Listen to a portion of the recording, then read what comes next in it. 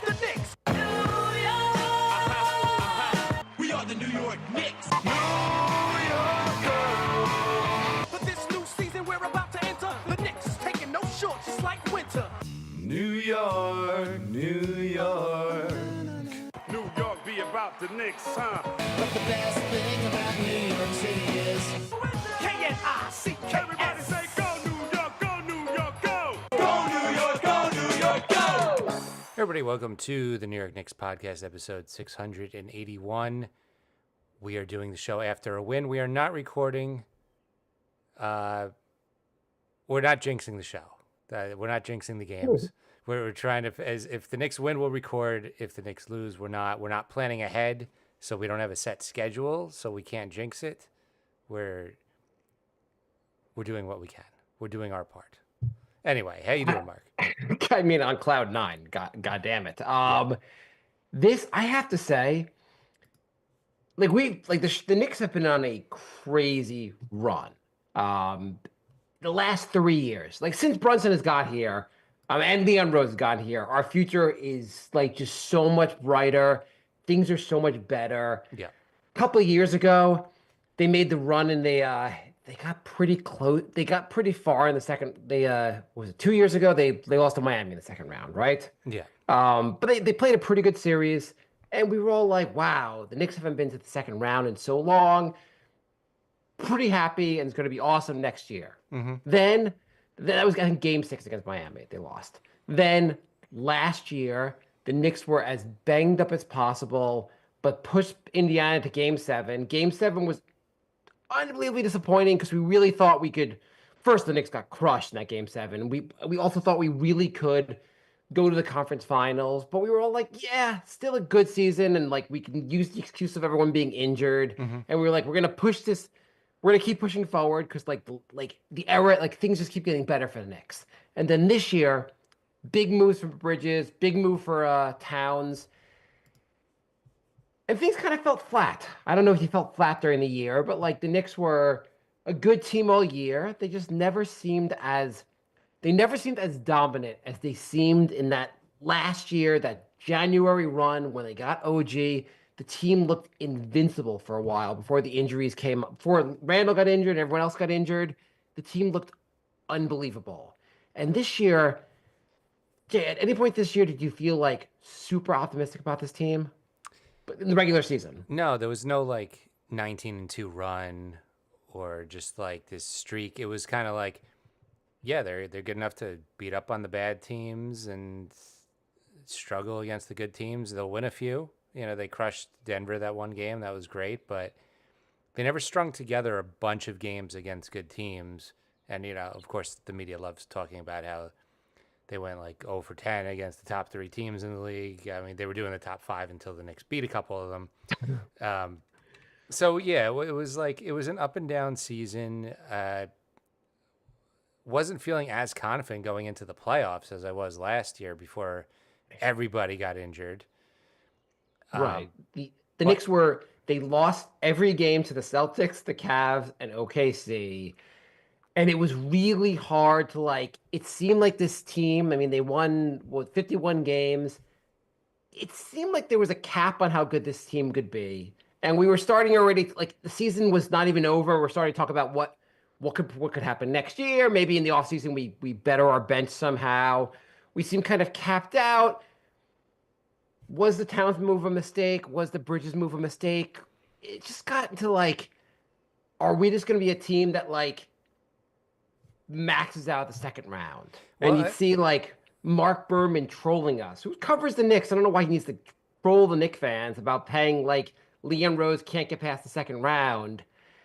But I have to say, Jay, I didn't believe. I could not get myself to believe this team truly was a contender. I was hoping maybe the offseason, Leon could work his magic and could get there.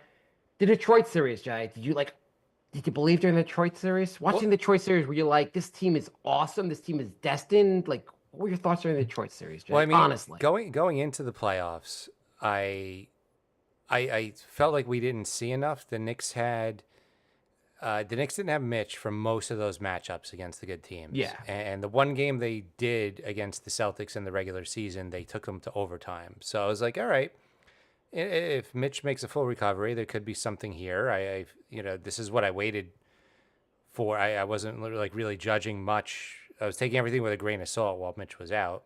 They looked pretty good with him. Then they get to the Detroit series and game 2 happens. And I'm like, well, this looks like it's going to be an absolute struggle.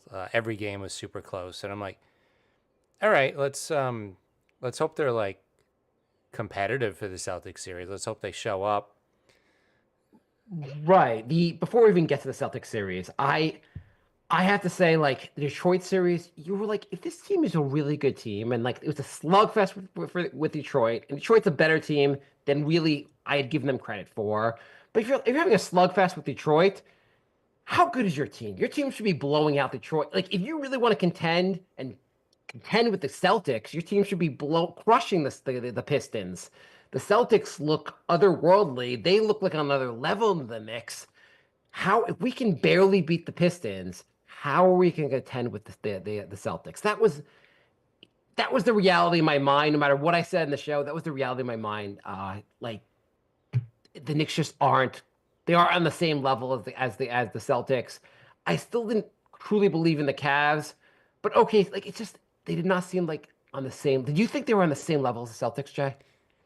No.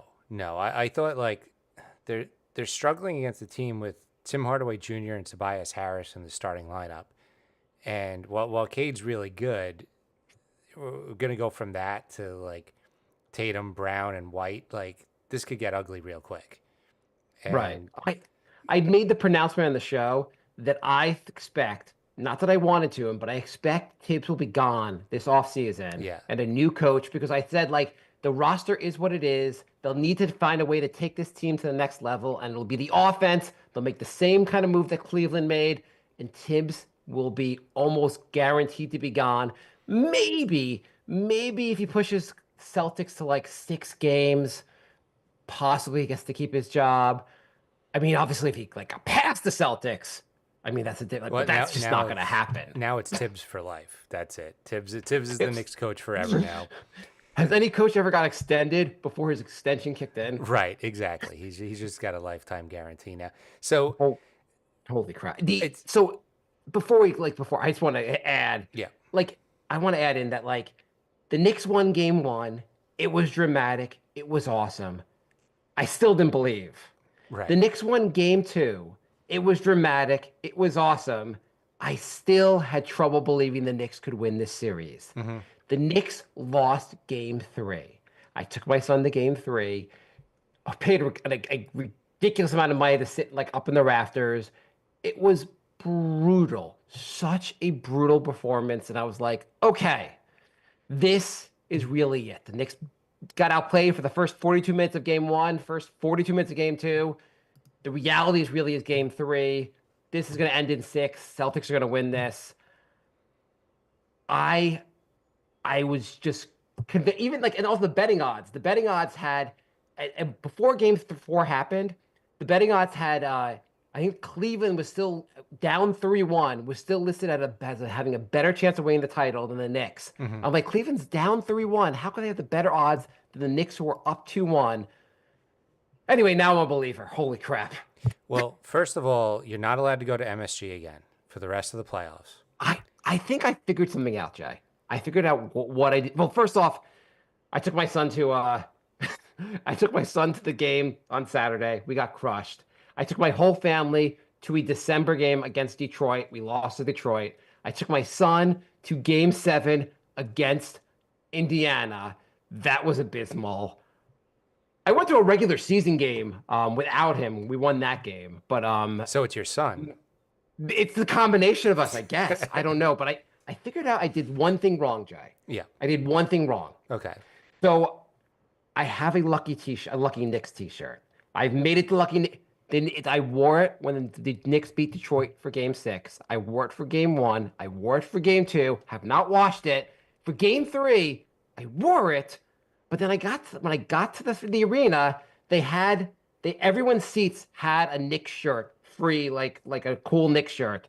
So I put that Knicks shirt over my lucky shirt, and that was the issue. The Knicks, the new shirt basically countered the powers of the lucky shirt. Last night I wore the lucky shirt. Knicks won. Jason Tatum did not wear a lucky Knicks shirt. You see what happened to him. Unfortunate. Okay, so it's either your lucky shirt or it's your son. But I don't know what's Not my son. It's the lucky shirt. It's the goddamn lucky. By the way, I feel terrible with Jason Tatum, but it's the lucky shirt. The lucky shirt has the power. I will not wash this shirt again until the Knicks win the title. And when the Knicks win the title, I will wear this shirt every goddamn game the Knicks play for now till eternity, and the Knicks will never lose a game again. The shirt will never be washed again if the Knicks keep winning. I love how everybody has their own superstitions. It's not a superstition, Jay. I'm talking about facts. No, I'm just facts. reading the chat, and Squirt and Dirty says, "Yeah, my David Lee jersey is his go-to jersey, especially going to the Garden." That's awesome. That's awesome. Yeah. I don't know what the yes, going to the Garden. Maybe me overpaying for tickets to go to the Garden does not work out well, but either way, my lucky T-shirt, Knicks. James Dolan, if you're listening, I know you're listening. My lucky T-shirt has to be. You need to give my lucky T-shirt. You need to give it tickets for next season. Like you need to get my lucky T-shirt there for the next round and the finals. If you want to win, just saying. So, yeah, I feel really bad about Tatum.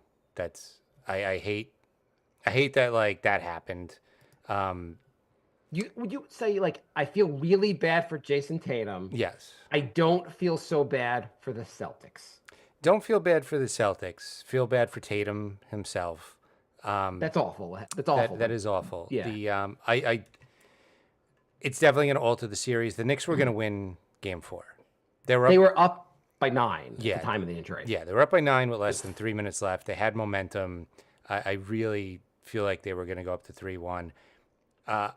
I will say that the Celtics are still tough, and I don't want everyone to get complacent. They are 8-2 without Tatum this season, so like put them away in 5. Let's just put this to rest. I don't want them to get like, rally around Tatum and start hitting like 75% of their threes. Just put it to rest in Game 5 and let's move on because I don't want to go to Game 6 or 7. I really don't. Sam Hauser's back for Game 5, or likely back. Yeah. Not that obviously that's not replacing Jason Tatum. Tatum was having an unbelievable game. It was also just going back. I don't feel bad for the Celtics because last year the Knicks had a million injuries and no one gave a shit. The Knicks had a million injuries. No one said, "Oh, it's okay they lost to Indiana because they have a million injuries." No one said. Everyone just said you play with the team you have. Injuries are part of the game. So I can't feel bad for the Celtics now. Knicks, if Tatum plays and Tatum's healthy, the Knicks still win this series regardless. Mm-hmm. So he's out. It's part of the game. Feel really bad for him. That sucks. The Knicks were about to go up 3-1. I really don't think the Celtics were going to win 3 in a row. Yeah, unlikely, especially how the Knicks are in the Celtics' head. The Celtics are not, they're just not good at closing games against the Knicks anymore in this series. They need to be up by a lot if they want to win the game. The Knicks came back from 20, came back from 14. The Knicks know how to close these games. The Celtics, for whatever reason, cannot close these games. Let's talk about the game a little bit. The Knicks, we're not talking about the cursed game, right? We're just going to go right to Game 4. Oh, God, the cursed game. Holy crap. I mean, I was so excited for the game, brought my son. I mean, it just like it was going to be such an amazing, it was going to be an orgasmic experience at the Garden. And we're ready to cheer, we're ready to lose our minds. And the Celtics destroyed everything. It doesn't feel like it, but the Knicks actually outscored the Celtics in the whole second half. But did they really? Yeah. I don't think I've been just like not even wanting to look at the box score. Yeah, it was just such an annihilation. They outscored them by 3 in the second half. It was just they went down by friggin' 32 in the first half, so it didn't really matter. I mean, right away in that game, the Knicks were down. Like the problem with that game was they just destroyed our spirits right from the start. Yeah. The Celtics went up 16 to start the game in the first quarter. Like every time the Knicks like put on a little bit of a run, the Celtics just goddamn like they called the timeout. They like kept extending the lead. They fouled Mitch. Everything that could go wrong was going wrong. Like the crowd so badly wanted to cheer, and there Yeah. was so little. The biggest cheer of the goddamn day was when Mitch hit his first free throw after like 8 tries. Right. Yeah, It I was was at Stout across the street, and it was the same thing. I mean, the crowd was trying to cheer like every rebound, and after a while, it was just like so deflated. Oh, thank you for the sub. Appreciate it. awesome. Yeah, it was like we so badly wanted to cheer. It was such a goddamn rough game. And like, at some point, also in the game, like the fouling of Mitch got out of control, where I was just like, they were up by like 20 something points. You could see, I think it was like Luke Cornett was like looking at the sideline, like being, "Are we still doing this?" And he was like, and like they're like, "Yeah, we're still doing this." So he like hugs Mitch, and like we're there. I was like, "You're up by 20 something points. You still fouling? Like you still have to get Mitch out of the game?" The hack of Mitch up by 20 something points late in the game was so just shitty, dishonest basketball. It's like, what are you doing? Why are you doing that? I get if it's a close game and you're trying to get an edge. When you're up by 25, what do you do? I mean, they deserve to lose a series for playing like that. I guess in fairness, the Knicks had come back from 22 games in a row, but like it just still seemed like at that point, the point when they were doing it, the game seemed kind of out of hand. Yeah. I was like, Missoula's still doing this. Like, I don't know. Like, obviously, you don't have to like lay down and let the other team score, but like, do you really need to hack Mitch at this point? And like, it was such a bad game. I don't know. It was just brutal. Like we went out to some Korean barbecue after. We kind of made the most of the day. With my son still said he had fun, but like, by the way, I didn't realize also the Knicks rebounded the Celtics in that game, which was like the two previous games. The Celtics had out rebounded the Knicks by a lot, but the rebounding, like I guess Tibbs is focusing more on the rebounding, leaving Mitch out there longer. Last night they out rebounded the Celtics. Rebounding is pretty important. Yeah, there was a couple plays where Mitch got them a second attempt and it turned into a three, whereas normally that just would have been Celtics ball, and it was a huge momentum shift, especially in the fourth when they went on that run, and it just seemed like the game was getting more and more out of control. Yeah. It was the second chance points were just massive. I guess we're jumping back and forth between the games. I'm done with game three. Game three was just a goddamn massacre. I mean, it's also like that shit happens. I mean, the OKC series, I was telling my son, I'm like, Denver, like, he's only following the Knicks series, not following the other series very closely. I'm like, listen, Denver won the first game. OKC basically murdered Denver the next game, won by like 40 or 50 points. And in the following game, Denver won again. And now the series is 2-2. But I'm like, stuff like this happens. It only counts as one loss. Like the Knicks can still come back. That's the good thing about these series. You could lose by 75 and it still counts as one loss. So, yeah. You know, it's almost easier if you get absolutely drubbed, because you could kind of shake that one off like, okay, that wasn't our night. Whereas if you lose like a nail biter, it's kind of like we should have had that win. So the getting crushed either does one of two things. One, it can make you just think like we don't have a shot. But also it can make you feel like, hey, I'm not gonna get I'm not gonna get embarrassed anymore. This is ridiculous. We got to play harder. Like that was embarrassing. I'm gonna take this up to a level because we were embarrassed. Well, I mean, it was also a game where the Celtics shot 50% from three and the Knicks shot 20%. You can't have a disparity that big and win games. It's just. But through like half the game, the Knicks were shooting like 13% from three. They actually got better. They had to like push their percentage up to 20%. Yeah, that's how bad it was. But anyway, okay, that game was a massacre. Last night, so going into last night's game, did you really have faith the Knicks were going to win the series before the game started? Well, I messaged you right before the game, and I said whoever wins this game wins the series. And I felt like it was a complete toss-up. I had no idea. At the very beginning, the Celtics went up by like 13 again, and I'm like, here we go. Like, this is just my son said the same thing. He's like, why does this have to always happen? why did the Knicks down early this much? Like he was getting frustrated. I'm like, I don't know. I don't know why they can't like. I don't know why they have to suck to start every game. Yeah, at least they kept it around 13. I think maybe 14 to 16 was like the peak, maybe 14, but they didn't get to the 20-point mark, and I would have been so pissed if they went down by 20 every single game of the series. The fact that they kept it like semi-reasonable, like they'd hit a shot or two and it'd be like 8 or 9. You're like, okay, they're in it. So I was feeling better that they didn't go down by 20.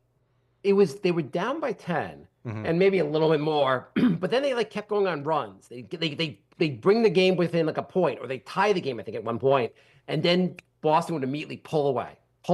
They would hit some threes, pull away. You'd be like, why aren't they guarding Derek White? Derek White is making every three. Why are they not guarding him? And then like Tatum would just hit like there was one shot like he hit like from third. He must have been 6 or 7 feet behind the 3-point line, and the Knicks didn't guard him there, and he nailed the three. And my son's like, why aren't they guarding him out there? I'm like, because you just don't think he's going to shoot from out there. It's a bad shot out there, and he made it. I don't know what are you going to do? Like Tatum was otherworldly last night. Yeah, I mean, like he was ridiculous. that was a legacy game. That was one of the best games of his career. People were saying before the game, I saw a note somewhere that someone said like Tatum hasn't had his signature Celtics game, like signature playoff game yet in this playoffs. He hasn't had like one like awesome game, and I was like, great, we got the signature game. He's having as good a game as you can get. Yeah, yeah. And they guarded most of the time. He wasn't that open, and he was making the shots. He was hitting insane shots. White hitting his first 4 threes. I was like, really? We're gonna have like a White? We had a Pritchard game in Game 3. Now we're gonna have a White game. Like It was also like the Knicks kept double teaming, so much double teaming, so someone's always open. And I'm like, hey, how about you just stop double teaming? Like this is not working, leaving guys open. But anyway, the Knicks kept it within 11 at the half. How are you feeling going into the second half, Jay? I was really nervous. The Knicks have been much better in the third quarter. This pretty much all playoffs, like, except for the first couple Detroit games. Like they're on a streak of like ever since Mikal did that layup line thing at halftime. The Knicks have been awesome. That in made the a third big quarter. difference. I don't know why. Yeah. I guess instead of moping around, doing a layup line, like changed the whole. I don't know, but I don't know if they're still doing layup lines either, because I'm not even aware if they're doing them. But still, like, third quarter was amazing. The third quarter was unbelievable. It was Jalen Brunson. Mikal Bridges was hitting all his like Bridges is not hitting the threes, but he was going to his like fadeaway twos and just nailing them. Everyone was contributing. That was an amazing third quarter, right, Jay? Yeah, it was. It was the Knicks took the lead, and then we had that momentum killer where they called a block on Hart, reviewed it, and I was messaging in the in our Discord, and I was like, easy turnover. I mean, they're gonna turn this call over. This is great challenge, and then they didn't overturn the call, and the Knicks lost their challenge, and I'm like, that. I don't know. I just thought that was like, I was worried that was going to be the momentum killer that like turned the tide of the game. Jay, have you ever heard that to get a charge, you can't have your legs too far apart? I mean, I've heard that, but I didn't think they were. Well, I don't think I've ever even heard that. You can't like a split and have the guy trip over your feet and like. But the guy didn't trip over your feet. He ran directly into you. Yeah. Yeah. It was a non-factor. Wherever your feet were on the floor was a complete non-factor since you ran into his chest. Right. Yeah. It's not like his legs were spread and he ran into his thigh. It was like straight on. And I mean, they call the worst. They call ones where people are like still running in front of you while you're driving. And that one he was set, like fully set for a second or two. I gotta say the refereeing in this series. First of all, again, it goes to my point of don't even have replay if you can't get it right. But the refereeing, it didn't end up mattering at all. But there was a foul. Brunson fouled Derek. Do you remember when Brunson fouled Derek White in the first quarter on a 3-point shot? Do you remember that? Yeah. Okay. Did you remember the replay where Brunson literally didn't touch Derek White? Yeah. Literally did not touch him. They did not have any contact whatsoever. And White's just going to the line, and I'm like, I kind of want. I understand why Tibbs didn't challenge because like the sense of like you don't want to waste your challenge that early in the game. Yeah. But I was like, this is goddamn absurd. Like these are like just the refs are just this is goddamn robbery. And also, Towns picked up 3 early fouls. His third foul, and I forget what happened on the third foul, but all I remember the foul was ridiculous to be called. Was that the one where his back was turned and he was running away and like It was White okay. jumped White jumped into him under the net? Yes, yes. The first two, he had 2 offensive fouls. One of them, I guess, was legit. I guess he threw his elbow a little bit on the move. But the White one, like he wasn't even like White just ran into him. Like Towns was literally almost running away from. He was. It was so egregious, basically. And I'm like, this is you're gonna try to decide the game with these fouls. I got yeah. The reffing's been so lopsided. The Knicks have overcome it. We talked about when Bridges and OG are on, the Knicks are insanely tough to beat. I mean, Insanely tough. Towns and Yes. Brunson are on, like it's two guys. Like you could kind of focus on them, or you could even overcome a good game from one or two guys. The Knicks had 4 guys all just playing out of their minds, and Josh Hart didn't shoot well, but rebounding and assisting and playing good defense. Like the whole starting lineup was just playing out of their minds. So Would just you beautiful have game. believed the Knicks would be up 3-1 and Towns would have only hit 1 3 in the entire series? Yeah, that's insane. Yeah, the Celtics did a good job of taking away Towns' threes, but he's been pounding them down low. He should be taking. He took 1 free throw in Game 4, despite driving it every single play, which is disgusting, absolutely disgusting. But anyway, he shot 11 for 15. He's killing them down low. Horford looks like he needs 2 days rest between games, and he's really good when he has 2 days rest. But the rest of the series is every other day. So, By the way, I didn't realize when we did our preview for the series, I was saying Drew Holiday. I was giving mad respect to Drew Holiday. yeah. I did not realize Drew Holiday retired last year. I don't know who's wearing his uniform, but whoever's wearing his uniform sucks. Like, it's not very good. Yeah, he's doing some things where he like tries the full court press Brunson, and he looks like he's giving Brunson a hard time, but then they get over the half court line, and like that's it. He kind of just disappears. Does Drew Holiday play offense anymore? No, he's I mean, he's a it's- non-factor. So for the Celtics to win Game 5, Tatum's can I out ask you- obviously. Like I feel like okay, go ahead. Before we get the one, let's just one or two more things on this game, and then we'll move on to Game 5. So if you are, I guess if you're Missoula, is it because you just felt bad about how the other last game worked out now, and like you just decided, okay, guys, no more fouling Mitch. I feel bad. Mitch posted something on Instagram. No more fouling of him. Mitch played 25 minutes and he didn't take a single free throw. They did not. They went from, hey, we're gonna purposely foul him up by 29 points because we're that scared of Mitchell Robinson to, guys, if anyone fouls him, I'm gonna beat their ass. What? I can't believe they completely went away from that strategy. I guess it wasn't really working because I think they're worried about how like Porzingis wasn't playing well at all. No. And so if you're getting Horford into foul trouble, like now you're saying like our big plan is to like unleash Luke Cornett. Put Cornett out there. Have Cornett go out there to foul Mitch. I don't know. It's Porzingis did not look very good. I'm assuming for Porzingis, he's not this bad. It's definitely whatever ailment he had, whatever he has is because he does not look very good. No, his minutes are ramping up each game, but he looked like he couldn't do much other than kind of just stand there and raise his arms and be tall. So I'd say Derek White has looked really good. Yeah. Tatum looked amazing till the injury, of course. Jaylen Brown, I feel like Jaylen Brown is really good when he drives to the basket, except instead of doing that, he just jacks up threes. Yeah. I don't know what the deal with this Celtics team is, but they went from a team where I'm like, oh, they're probably gonna win the title again, to this, I guess, and they're screwed. So Game 5, what are we worried about for Game 5? It's a trap game. It's completely a trap game. You're up 3-1. their big star is out. What should we be looking for, Jay? Well, I mean, we were saying before the series that their bench was the big difference maker.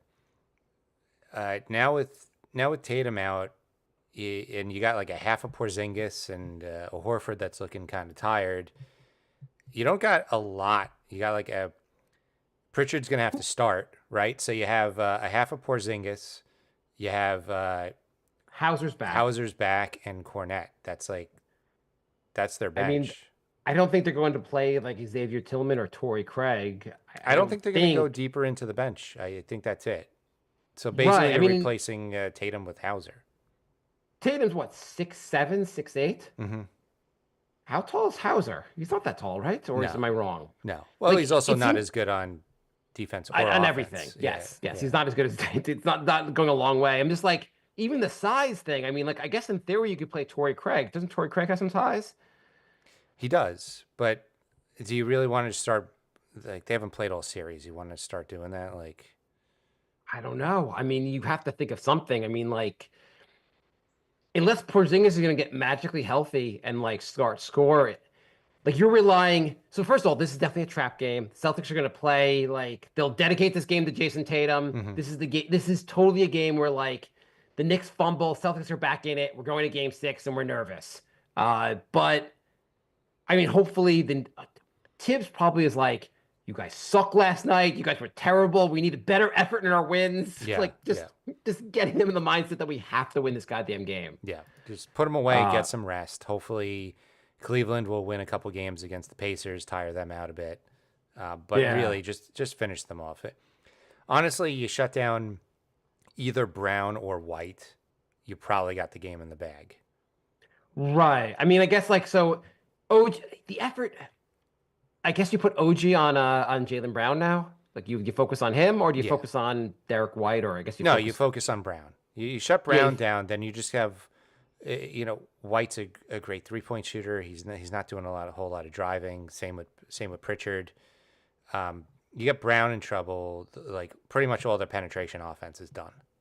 Right. I mean, Porzingis is probably not going to be a huge factor. I mean, maybe he'll hit a 3 or 2. Again, that could be my like.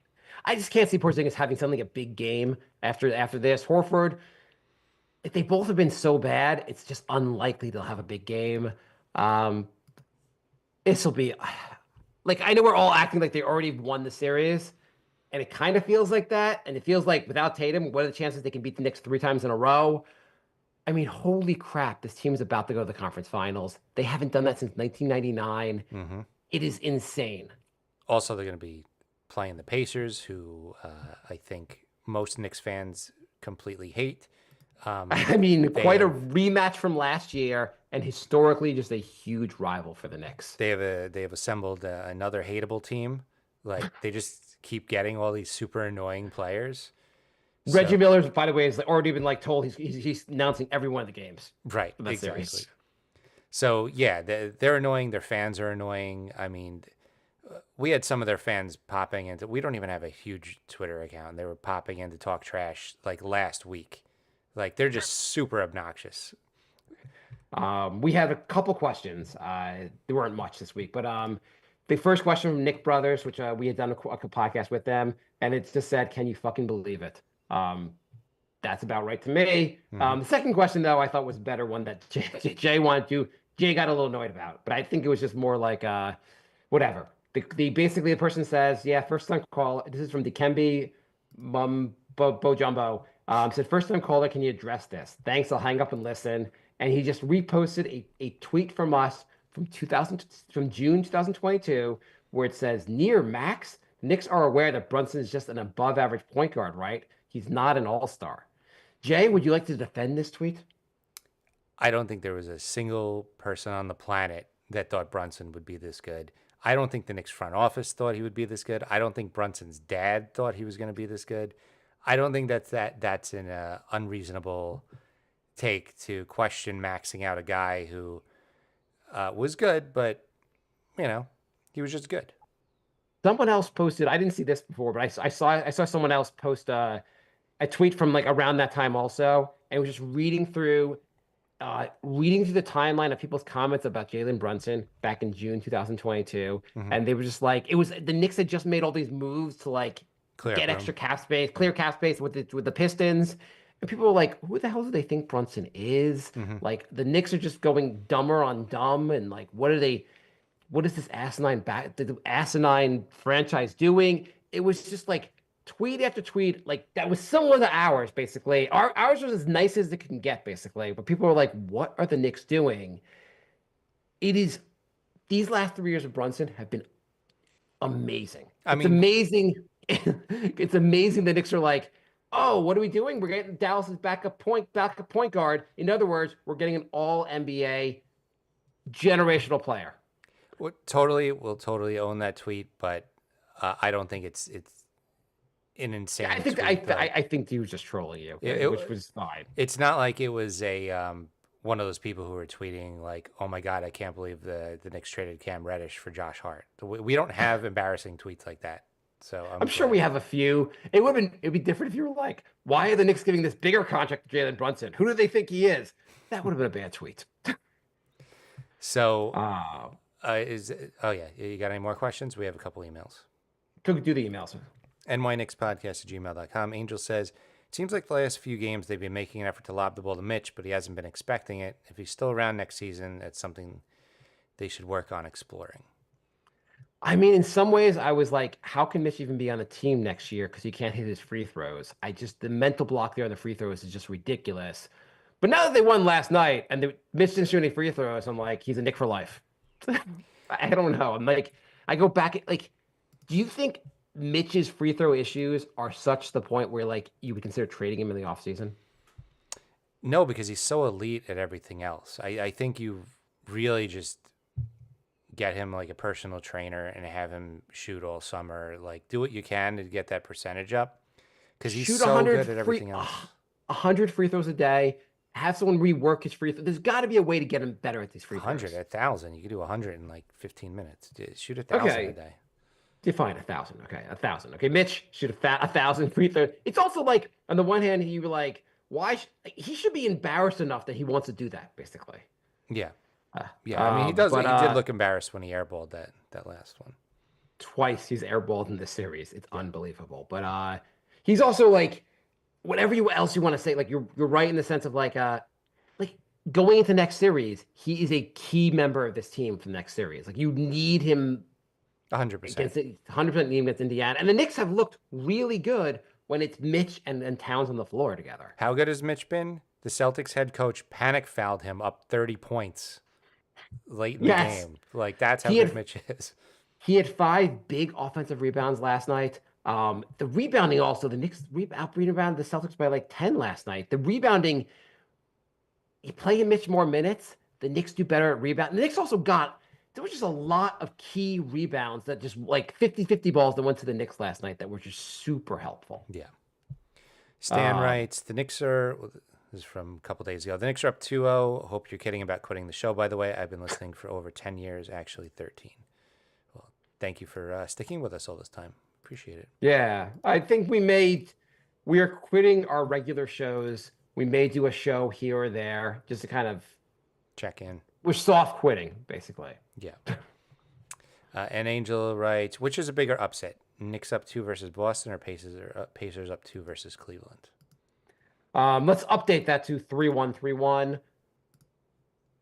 I think the bigger upset is the Knicks up Celtics 3-1, just because the Knicks are better than the Pacers, I think, but it's that the Celtics really like as good as Cleveland was in the regular season, we all kind of thought Celtics were the best team. Like I would have thought that reality was more possible than this reality. Yeah. I think everyone was a little, maybe not everyone, but a lot of people were a little bit skeptical over Cleveland because they haven't really proved it in the playoffs. Whereas, I don't know. I like nobody gave the Knicks a chance either. I'm gonna say the Knicks a chance. I'm gonna say the Knicks going up 2-0 is a bigger surprise. Yeah, that's what I was saying. I think the Knicks going up 3-1 also versus 3-1 is a bigger surprise as well. Although I am surprised that the Pacers are up 3-1. But you can chalk a lot of that up to Cavs have had a lot of injuries. Cavs have a lot of injuries. They're kind of healthy now, but I know that actually they were kind of healthy, but now Mitchell's out. So they're probably done tonight. Hopefully Cleveland actually wins, as Jay said before. Hopefully Cleveland wins tonight just to extend the series and make Indiana a little more tired. Uh, by the way, also we should give a shout out to McBride, who actually had I mean, like he didn't score a ton last night, but like he was really helpful in the game. Yeah, he was so bad in the Detroit series, and he looks like he's like actually dependable again. So that's huge also. And Campaign played 4 minutes, and Tibbs was like, "Okay, you did your maximum 4 minutes. We're sorry, Payne. Get out of the game." And Achua played 1 minute. He knows he only has a couple minutes, so he just jacks up shots, just trying to do Extend his something. minutes, basically. Yeah, yeah, exactly. Although, He's like, I make one. If I make two of these shots, I get to stay in the game a little longer. yeah, that, I mean, can't really blame him with that. But when he misses all three, he immediately gets yanked, and that's it for the game. Um, yeah. Any other emails? No, that's it for emails. Okay. Okay, so we got game 5 tomorrow night. Knicks have to will you if the Knicks lose tomorrow night, how nervous from 1-10 will you be going into game 6?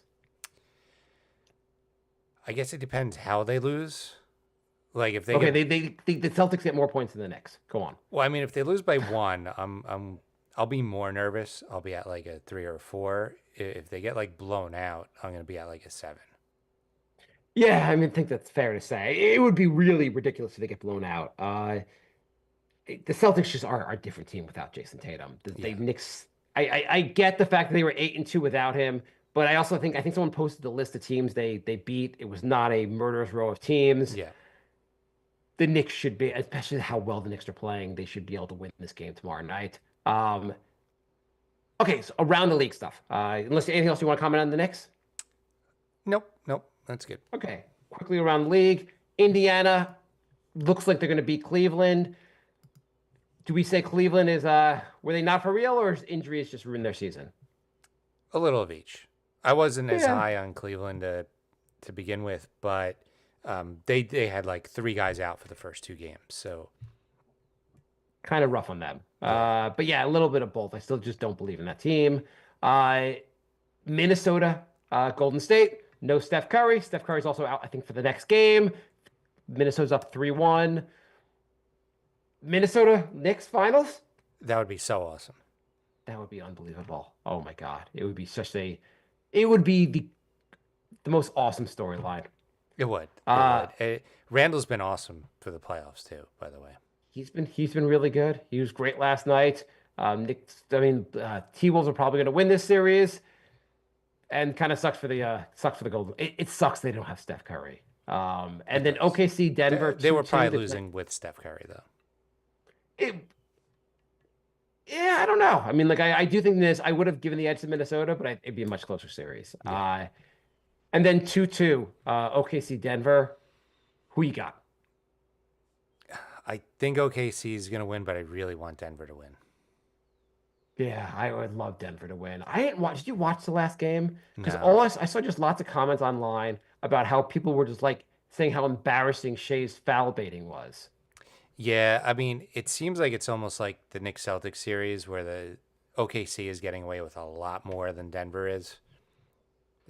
I guess Jokic is playing the Towns role of getting hacked every play and not getting to the line, and yeah, it's just a lot of, I don't know. By the way, just going back on the Knicks for 1 second, people are saying that Towns' whistle is shockingly bad. It What do you is. think of that? It seems ridiculous how much they could hit him and not have a foul call. I would say it's almost historically bad. I mean, there's a bias generally. The bigger the player, the more you're allowed to hit him. I mean, how do you drive almost 20 times and take 0 free throws? It's really the bigger the player is, the more you're allowed to hit him. Yeah. And the smaller the player, the more you're not allowed to touch him unless his name is Jalen Brunson. It's weird. It's really weird. And the draft lottery was last night. The NBA went full comical, full like we completely don't care if this is fixed. Number 1 pick went to Dallas. Number 2 went to San Antonio because Wemby needed more help. And Philly, number 3, because the NBA felt bad about Embiid. This is ridiculous. we say it every year. The team that loses the big star gets the number one draft pick the next year. It's happened so many times at this point. Like it. I'd like to I said the JJ off the air, but I want to congratulate the Milwaukee Bucks for winning the 2026 draft lottery in compensation for having traded Giannis this offseason. I think there was a 0.7% chance of having Dallas and San Antonio move up as much as they did.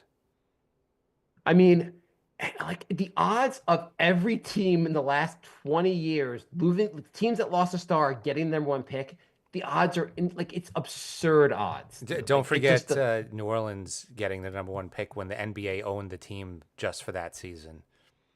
Cleveland gets the number one pick when LeBron leaves. They get the when LeBron's going to come back. No, they got it. They got it right after he left, and then they got it 2 more times before he came back. They got it right when the year he was going to come back, almost as like an inducement for him to come back to Cleveland. Yeah, no, they got Kyrie the year he left, and then they got Bennett and Wiggins the 2 years before he came back. Yeah, Wiggins was the year he came back. It was Yeah. part of like the move back. Gave them enough to get Love and form a super team. Yeah. Right, exactly. And then New Orleans got it again after Anthony Davis left. I mean, it's also like the Wemby goes to the perfect organization, the Spurs. Like that seemed kind of rigged. It's just every year. I mean, Atlanta last year didn't seem rigged because the NBA was like, no one's that good. We'll just let things just work out as to see how the ball actually. We'll just see what actually happens. Yeah. But it just seems so ridiculous. Like the Spurs even moving up, it just seems so ridiculous. I mean, I guess they had a bad record, but everything about the draft just seems so goddamn fixed. And I'm sure after the game, Nico turns to someone, his close confidant, and goes, "Yeah, that's why I made the trade. It wasn't just Anthony Davis. I was getting the number one pick also." Yeah, I mean, Flag and Davis sounds a lot better than just Davis. Right, that was the actual trade. That was the NBA was like, "Hey, you need to trade Doncic to the Lakers. Here's what we'll give you," and he's like, "Sign me up." Yeah. So was that a worthwhile trade, flagging Anthony Davis for Doncic? It seems a pretty even trade. It does. Adding Christie in a pick, like, not bad. Simmons on the show made a joke basically that a lot of people made this joke also that they should try to trade Flag to get Doncic back. I mean, yeah, it's funny because all those like names we mentioned, they all ended up on the Lakers. Yeah. Whatever. Anyway, I am at no point in my Knicks fandom while we were doing this show have I ever been happier than right now, Jay. I mean, we've been doing this show for 15 years. One game away from getting further than we have since we started the show. Beating the previous NBA champion. Crazy. This is just crazy. My son's like, "When's the last time they went to the conference final?" I told him 99. He's like, "When's the last time they won the title?" And I was like, "It was before I was born." And I'm like, "I am so old. It was before I was even born." Yeah. But this could be our year. I mean, that would be a perfect ending to the podcast. It would really be a perfect ending to the podcast. I think they should put us on a float in the goddamn parade. If we like a side note, here's the real reason why the Knicks won the title. Score and Dirty says, "What, you like this time better than watching Damian Dodson play?" The best is like, no, Damian. He's actually a really good. The Knicks need to develop a guy like Damian Dodson. He'll be so good. Alonzo Trier was a problem. Alonzo Trier. I actually literally saw a post that said that today. Oh my God, there were so many goddamn Shved. I remember being like, I can't believe the Knicks didn't bring back Shved. He was so good last year. I liked Shved. I like Shved. So many goddamn. We have done this show through some dark times. We will let's recap the dark times maybe on our last show. Yeah. We have more shows to go, Jay. We do. We have some very good times ahead. So, yeah, hopefully we'll be recording early next week talking about the Pacers series after beating the Celtics in 5. Hopefully. Yes. And yeah, then we got another couple weeks of shows to talk about that. Yeah, we got to run in us. We got to run in us. Anyway, Joe Mazzulla, thank you for participating. Your team is soon to be done. nyknickspodcast@gmail.com if you want to email us. nyknickspodcast on all social media, Twitter, Instagram, Facebook, and Patreon. And yeah, thank you everybody who joined in the chat, and we will see you all in a couple days. Goodbye. Goodbye,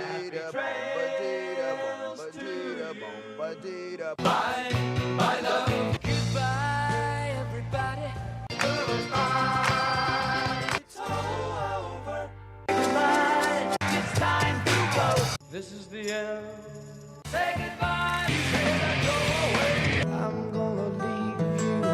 It's the end. Goodbye. Goodbye. Just leave me alone. Feels so good to say goodbye. I'm sick and tired and I'm saying goodbye. Goodbye, girl. Goodbye, goodbye, goodbye, everybody. All right. That was pretty. It's fun to be a Knick fan. Right now it is. Right This now is like it our is. comeuppance for doing shows during the Alfred Payton's our starting point guard era. Holy shit. There are so many bad players to go through.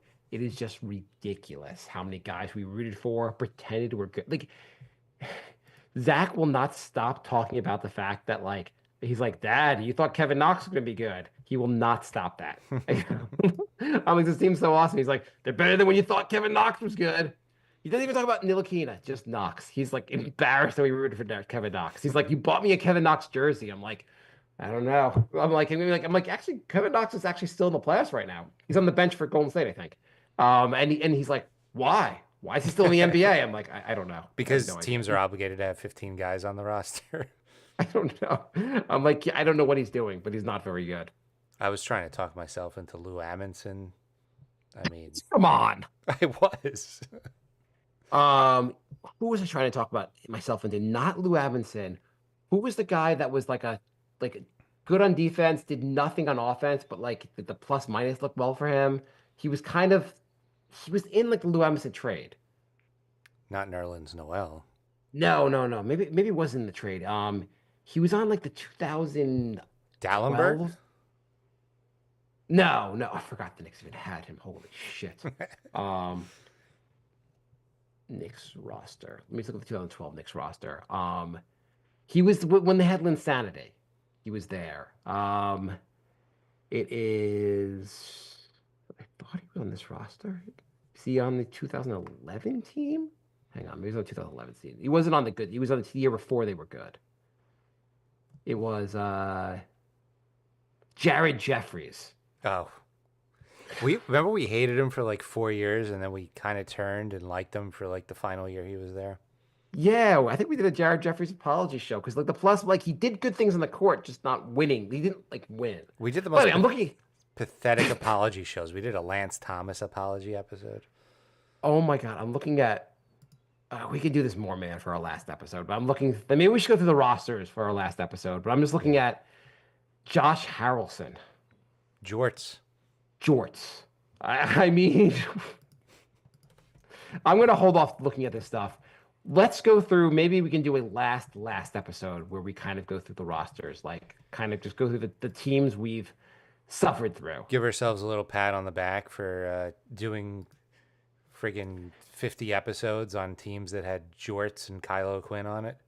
Yeah, we'll do a wrap up the season episode, and then do a off-season preview / retrospective. I don't know. We should do something to go through all these rosters that we've cheered for and all this bullshit. Basically, we pretended was going to be good. Yeah. Hey, are you really excited to talk about Clay Anthony Early and Langston Galloway today? Go on. By the way, Dustin made a good point. He's like, the playoffs are on. They're doing the draft lottery. We're Knicks fans. We don't give a crap what happens in the draft lottery. Yeah. This is how awesome is that? Yeah. I mean, very, very nice. Very nice not having to worry about that and how they're going to screw up the pick. Yeah, it is just like Because unbelievable. then we get excited, like, oh, we have the uh, we have the eighth pick. There's some good guys on the board there. I wonder who we're gonna get. Oh, Kevin Knox, Oh, Frank Ntilikina. I mean, both of us thought Ntilikina was going to be the answer. I, Jordan Hill. this team, yeah. Oh my God, this team though is just so. I also was kind of annoyed they like drafted Jordan Hill and then immediately like, traded him just to clear cap space because they were getting LeBron James. It was just like like I'm like this is just the wrong way to operate a franchise. Not that it didn't matter at all, but I mean, he was terrible. It he was was just a bad. terrible draft He was pick. bad. Uh, wow, Leon. We both also were like not on board with Leon Rose, and we questioned him so much, and he's been so good. I mean, his first year was terrible, and then he got it all together. Was his first year? Was first year? He signed 4 guys and immediately got rid of all 4 guys. Well, no, that wasn't his first year. His first year was the year they made the playoffs. His first year is the year they played Atlanta in the playoffs. That's Leon's first full year. But didn't he sign? Uh, That offseason, he makes all those bad contracts. right. But like, but he brought the Randall was already here, but he surrounded like he just did whatever he got Tibbs. He hired Tibbs and brought the other guys here and got us to the playoffs for the first time in a long time. So like, it wasn't like we didn't get that bit. Like Leon has Leon only did not go to the playoffs 1 year. And that was the year after, I guess, after they signed all those bad contracts. okay. And he made the Derrick Rose trade, which turned out to be a pretty good trade at the time. Yeah, I mean, it was a mixed bag at first. Right. I mean, no one nails it. I mean, obviously, like, yes, it was a mixed bag at first. He's always like kind of doing like shenanigans during the draft. There were a lot of things. He's just you're never gonna nail every move. You got to miss on the smaller moves and nail the bigger move. You got to have some big wins, basically. He's had some big wins. I didn't realize the Knicks traded Jordan Hill his rookie season, Yeah. like at the All-Star break of his very first season. Right. That's what it wasn't that like they'd seen him for a year and they were like, he sucks. And he did suck. But like they were like, you just drafted a guy at number 8 and you're like, we just need to trade him to clear sat cap space. Like, what are you doing? The Knicks and the eighth pick, I don't know what it is. They just flub every single eighth pick. I can't think of others besides Jordan Hill, Ntilikina, and Knox, but like, Well, that's the 3 that have been in recent history. Like they just don't do right. They're good just with not eighth good at picks. I mean, are the Knicks good at the draft? I mean, they had a little run where they got like David Lane, Nate Robinson, and Channing Frye. I mean, they're on a little run there. Like the Isaiah years, they drafted well. I mean, the only guys I mean, I guess those were a little while ago. The only guys currently on the roster they drafted are Mitch Robinson and well, I guess they have the guys from this past year, but I was gonna say Mitch and Deuce. But I guess they use RJ, they use quickly to like they use that make the roster better. Do you know who got drafted after Jordan Hill? After Jordan Hill. Yeah. Yes, our test. Is that our test year? No, that wasn't the Artest year. What's with no, what that the rewrite doesn't make sense. What year is the Artest year? That was a Did couple they years dr- before that. Didn't they draft someone right before our test was like they missed out on our test? Yeah, I forget who that was. I mean, you're right. That's not the right year for. So after Jordan Hill was DeRozan, Brandon Jennings, Drew I'm- Holiday, I'm- Ty Lawson, Jeff Teague, Darren Collison, Taj Gibson. There's a few people. Okay, yeah. So I'm way off. It's 99, which that also makes more sense for. But I remember the Knicks just missing out on. Let me see. Maybe it wasn't that big of a deal. They missed on our test. It could have Was been our the. test- I wonder if they missed out or they. Yes, here it is. Frederick Weiss was drafted right before Meta. Oh my God. Yeah, I knew there was something really idiotic. That's what I'm thinking of. Frederick Weiss, next pick, on our test. But yeah, the Knicks have been. I mean, the Knicks have like, yeah, they've drafted some like okay players, but like the last 30. I mean, the last since 2000, who have the good draft picks been? For the Knicks? Yeah. David Lee, Yeah. borderline starter. I mean, he made a few All-Star games. Yeah, okay, fine. Shumpert, decent role player. Um, Gallinari, yeah, Gallinari was decent, but like a lot of injury issues kind of sidetracked his career, but he was decent. Yeah, that's a solid pick. I mean, they messed up 2003 with Sweetney, but after that they got Ariza, Lee, Fry. They also didn't keep anyone around, so it's hard to even like remember them being good picks. Chandler, Gallinari, like those were all good, and then it started falling down again. But they had a good like Right. 4-year run. They also were out of they traded away all the draft picks, so it was hard to even draft guys. And then you had Shump, which was very mediocre, but fine, I guess. Who else did they draft? They drafted Ntilikina and Knox were just Well, that's when brutal. they had picks every other year. So after Shumpert, then they didn't have one. Then they drafted Hardaway Jr. Then they didn't have one, and then they Hardaway Jr., in fairness, based on his draft position, is fine. It was like 21st in the draft. Hardaway 24th, yeah. Yeah, so like his career has worked out like solid enough for a 24th pick. You're not like that mad about his career. Right. Then they got KP. All right. KP was obviously a good pick, but like it just didn't work out. Then they didn't have one. Then they drafted Ntilikina and Knox back to back. And then RJ. RJ. And RJ, I mean, really also in that draft class, like that was a fine. I mean, it was a clear top 3 draft. Everybody thought RJ was the 3rd best player. That's fine. But then they screwed it up again with Obi. Yeah, Obi actually he's been playing well in the playoffs. Yeah, he's a solid role player. Would you draft him 8th though? That was a terrible 8th pick. I mean, drafting him. I mean, I guess it all worked out well in the sense of like, do the Knicks get Brunson if they have Halliburton?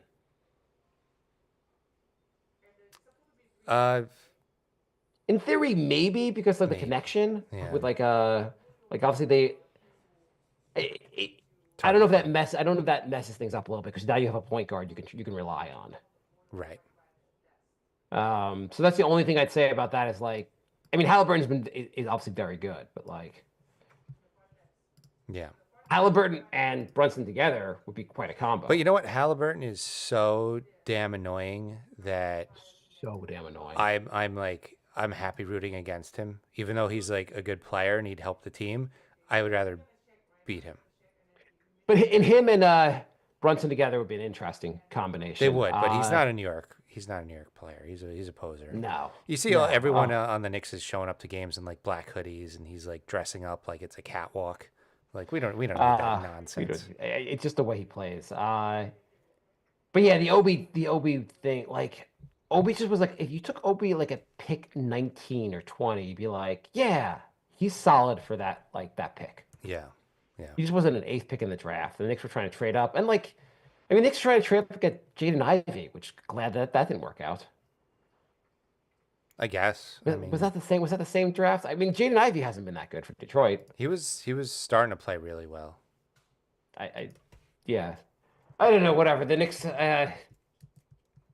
whatever. They found a way to make this roster really good. I like you can question the. I also, by the way, I love the meme of "fuck them picks" with Bridges. That's awesome. All right, I'm gonna post this episode. You should post it tonight. Probably don't wait for tomorrow night to post this episode. No, definitely not. Thank you everybody who joined in the chat, and hope you enjoyed 20 minutes of bonus content.